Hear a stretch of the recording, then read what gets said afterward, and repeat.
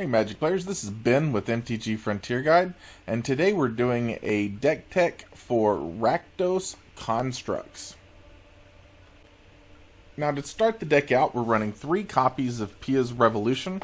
Pia's Revolution is a 3-drop enchantment, and whenever a non-token artifact is put into your graveyard from the battlefield, you return that card to your hand unless target opponent has Pia's Revolution deal 3 damage to them.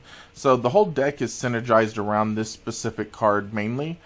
So we've got a lot of artifacts in here, and what it does basically is it forces the opponent to take 3 damage if they don't want us to keep casting these artifacts. The other card that we've built the deck around is going to be 3 copies of Scrap Trawler.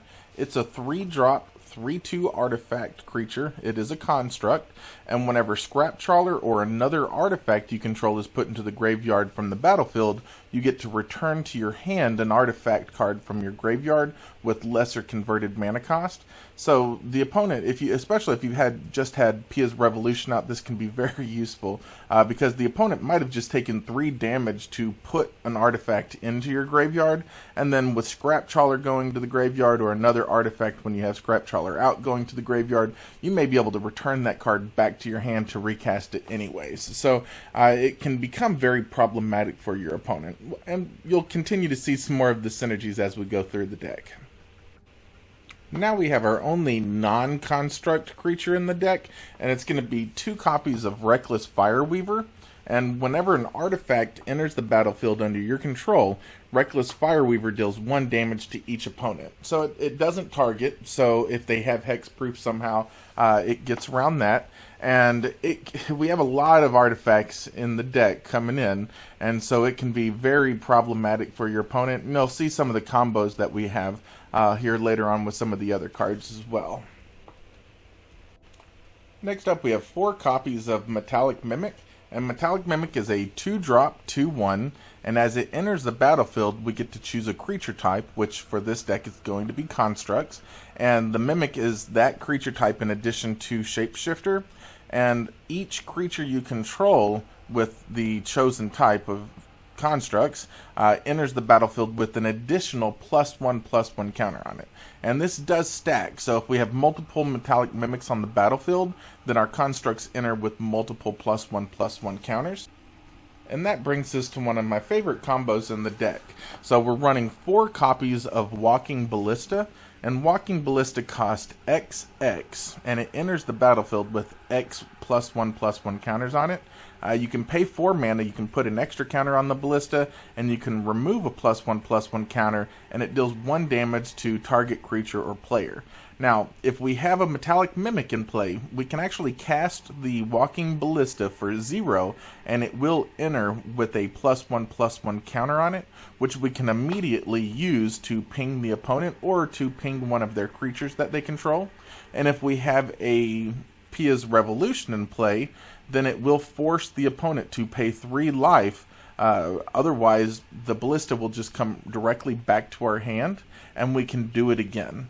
Now, the same thing is true with the Reckless Fireweaver, even if we don't have a Metallic Mimic on the battlefield. If we have a Reckless Fireweaver out, and we cast a Walking Ballista for 0, it will hit the battlefield, it'll trigger the Reckless Fireweaver, and it'll go to the graveyard instantly.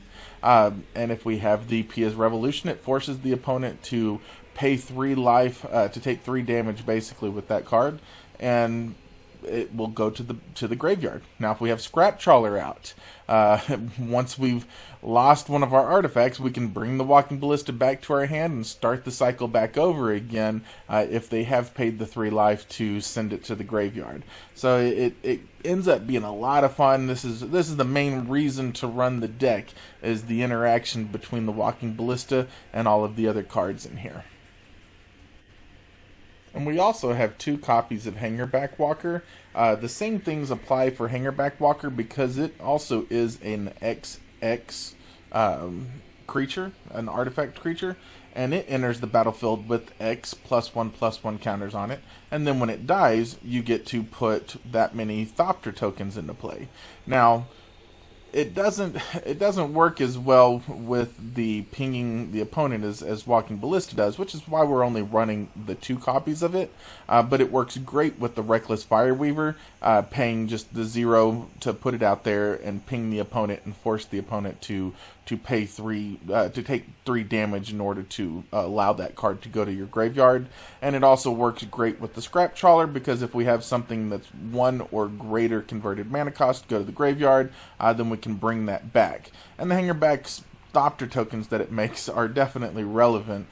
They provide good blockers to help stabilize and help keep things alive, and they're also artifacts as well. So if you have a Reckless Fireweaver out and you have a bunch of counters on a Hangarback Walker, when it dies, it makes a bunch of Thopter tokens, which are artifacts, and it pings the opponent as well for all of those. We're also running 3 copies of Bomat Courier, and it's a 1-drop, 1/1 construct. It's got haste, and when it attacks, you exile the top card of your library face down.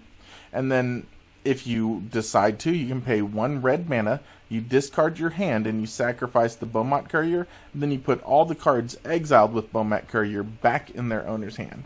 So it's a good way to refill your hand and also get in for early damage. And if you've got any Metallic Mimics out, then the Bomat Courier is a haste creature with however many mimics you have in play counters on it, in addition to its 1/1 power and toughness.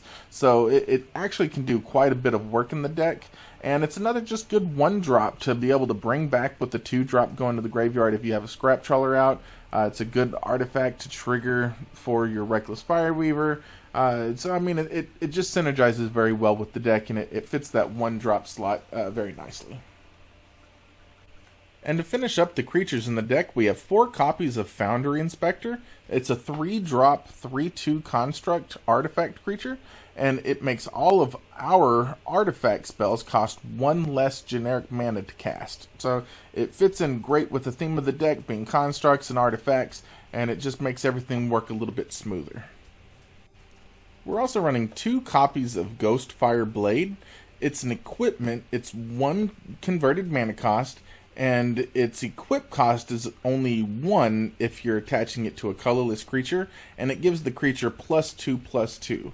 Now, since most of our creatures are colorless in the deck, it seemed like an auto-include, and it makes some of our littler creatures a lot more resilient and can get in there for a lot more damage and help stand up to some of those bigger creatures in the format. We're also running 4 copies of Shrapnel Blast.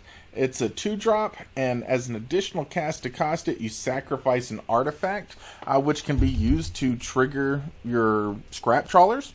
Now, Shrapnel Blast deals 5 damage to target creature or player, so we can use it to take out a problematic creature, or we can just deal the damage straight to the face if we're trying to finish the damage off there. Now we have 3 copies of Fatal Push. It's a 1-drop instant spell. It lets you destroy a creature with converted mana cost 2 or less. Or if you have Revolt, which is triggered whenever you've had a permanent leave the battlefield, like if you've cracked a fetched land, if you've sacrificed something, or if you've just had something die during the turn, you actually get to destroy a creature with converted mana cost 4 or less. So, all in all, it's one of the best removal spells in the format. Which brings us to our last non-land card in the deck, and it's going to be 3 copies of Unlicensed Disintegration. And Unlicensed Disintegration is a 3-drop, it's an instant speed, and it's an unconditional kill target creature spell. So, it's obviously a very good spell, being instant speed and unconditional, and it also has the added bonus of if we have an artifact in play, then we get to deal 3 damage to the opponent's face as well. So it's a very good removal spell, and it works very nicely in our deck. Now to move into the mana base, we've got 4 copies of Bloodstained Mire and 4 copies of Wooded Foothills. We wanted to make sure that our fetched lands grabbed basic mountains and then also our red-black dual lands. And obviously the lands that it'll grab are going to be the 4 copies of Smoldering Marsh that we have. And then we're also running 4 copies of Foreboding Ruins, just because we do have a lot of mountains and swamps in the deck, and typically we'll have them in our hand to be able to cast out a Foreboding Ruins untapped in the early game, and usually we don't get too punished if it does come into play tapped later on in the game. And we'll finish the deck up with 4 basic mountains and 3 basic swamps. Now, when it comes to the sideboard, like usual, a lot of that will depend heavily on your local meta. So whatever you're expecting to face at your local game shop. Some of the options to think about inclusion would be Kozilek's Return, if you're expecting to face a bunch of low toughness creatures going wide. To the Slaughter is really good to get rid of problematic planeswalkers if they're not running a lot of creatures to interfere with that, or if they're just running big creatures that might have hexproof. Scrapheap Scrounger I did have in the deck initially. If you are running against like a control deck, Scrapheap Scrounger can be a very good option, and he is a construct, and he can come back from the graveyard if they're killing all your creatures. Things like Shock or other instant speed damage can be good options. I even actually had the red and black Gearhulks in the sideboard for a little bit, depending on the matchup. They're actually pretty good to come in as well. It's a little hard to cast them sometimes because we aren't running a whole lot of lands, but if you are in a longer game where you can be casting them, they can actually be pretty good, and they are constructs as well.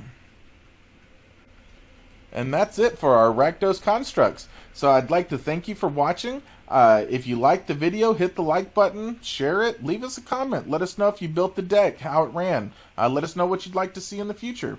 Again, this has Ben with MTG Frontier Guide, and y'all get out there, play some Magic, have some fun.